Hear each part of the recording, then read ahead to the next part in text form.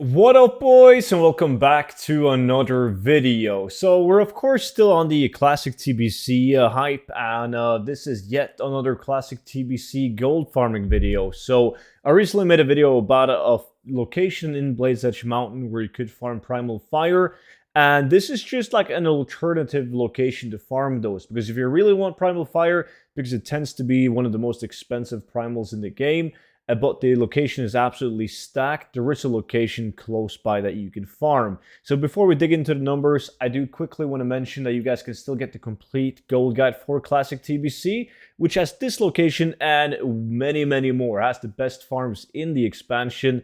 So make sure you use code TBC, 50% off on the book, and you can find the link down below in the description. So this location right here takes place on a spot that really isn't in use like right now. And it's up on this hill at Ugri Law, because Ugri Law has not been enabled yet. It's not in phase 1.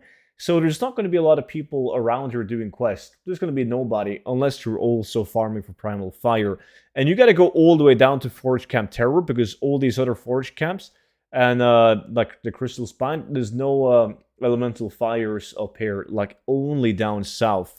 So you can see these big guys, the Abyssal Flamebringers, they don't drop Motes of Fire or Primal Fire. Only these guys, the Vile Fire Soul. But there's like a decent amount of them in the entire camp. The only problem is that if you're solo, you will be able to kill them all, and you're going to have to wait before they respawn again. Because, yeah, there's enough of them. They are the same level as the Fire Elementals on Elemental Plateau, for instance. So they do have that very high chance of dropping motes and also epics and blues and so on.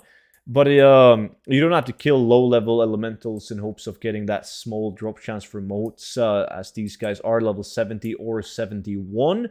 But the only downside is, as I said, that you will have to wait for respawn. What I normally do is I just clear the entire camp out. That usually nets me like between 5 to 7 motes. And then I go and I kill these guys, the Aether race. They're like all over the place, and they drop Primal Mana. So you can combine it with a Primal Mana and Primal Fire farm while you wait for the spawns.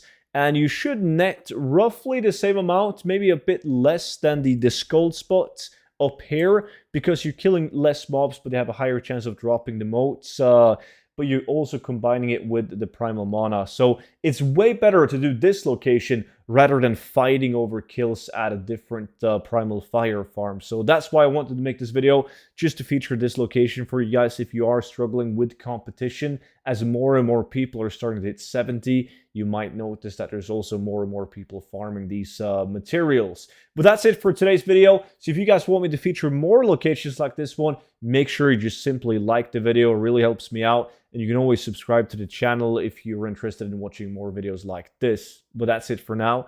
Thank you all so much for watching, and I will see you all back in on tomorrow's video. But until then, bye-bye.